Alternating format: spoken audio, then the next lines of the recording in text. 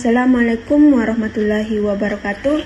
Perkenalkan, nama saya Tiara dari kelas TI1 dengan NIM 25023552020043. Hari ini saya akan menyampaikan materi tentang arsitektur dan organisasi komputer. Agar mudah dipahami, materi ini saya akan bahas dalam 3 bagian utama, yaitu pertama, saya akan menjelaskan tentang perbedaan arsitektur dan organisasi komputer beserta contohnya. Kedua, kita membahas tentang sejarah perkembangan komputer secara komprehensif, mulai dari generasi pertama hingga generasi kelima. Dan yang ketiga, kita akan membahas perbandingan antara laptop dan smartphone dilihat dari sisi arsitekturnya. Baik, mari kita mulai pembahasan yang pertama. Adapun perbedaan arsitektur dan organisasi komputer. Arsitektur komputer adalah konsep atau desain logis dan sistem komputer yang terlihat dari programmer. Contohnya, arsitektur von Neumann. Data dan instruksi disimpan di memori yang sama. Sedangkan organisasi komputer adalah cara implementasi fisik dari arsitektur. Contoh pertama, cara CPU menggunakan pipeline processing, penggunaan cas L1, L2, dan L3, desain motherboard dan jalur data, implementasi ALU secara fisik. Sejarah perkembangan komputer. Perkembangan komputer dibagi menjadi beberapa tahapan yang disebut generasi komputer. Setiap generasi komputer memiliki ciri khas teknologi yang digunakan, mulai dari komponen yang sangat besar hingga teknologi yang sangat canggih dan mikroskopis. Komputer generasi pertama 1940 sampai 1956, tabung hampa udara. Generasi ini dipicu oleh kebutuhan Perang Dunia II untuk merancang pesawat dan peluru kendali. Komponen utama, tabung hampa udara, vacuum tubes sebagai sirkuit dan rom magnetik untuk memori. Karakteristik, ukuran sangat besar seukuran ruangan, cepat panas, konsumsi daya listrik sangat besar, bahasa mesin, dan menggunakan kartu berlubang. Contoh, ENIAC, UNIVAC, dan SAT3. Komputer generasi kedua 1956 sampai 1963, transistor.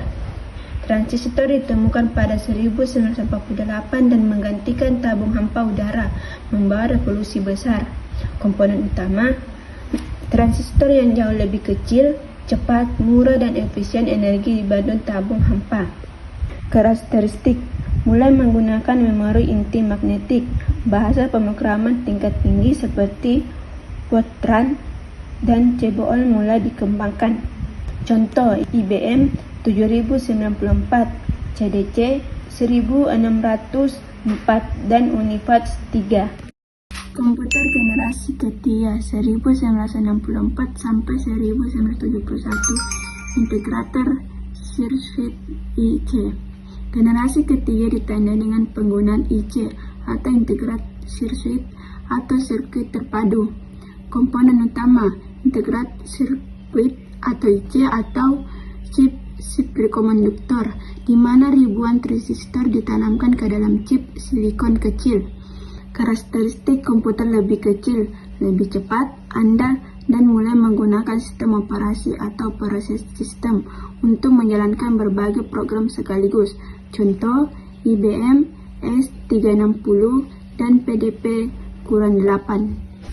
Komputer generasi keempat 1971 sampai sekarang, mikroprosesor.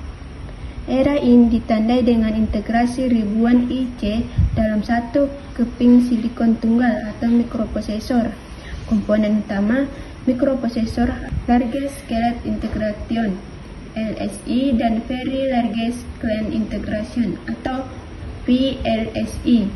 Karakteristik, kelahiran komputer pribadi atau PC, laptop, dan komputer portable yang terjangkau.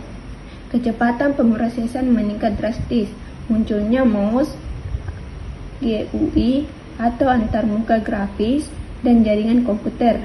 Contoh, Intel 4004 chip, Apple II, komputer berbasis Intel atau Microsoft. Komputer generasi kelima, sekarang sampai masa depan, Artificial Intelligence atau AI.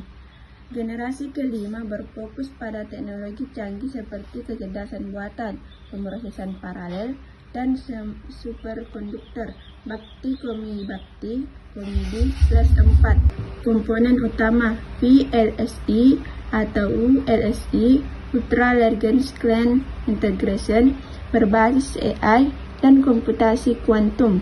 Karakteristik mampu memproses informasi lebih cepat, memahami bahasa manusia atau natural language processing, belajar dari pengalaman, dan perangkat yang semakin kecil dan cerdas seperti smartphone, tablet, dan robotika.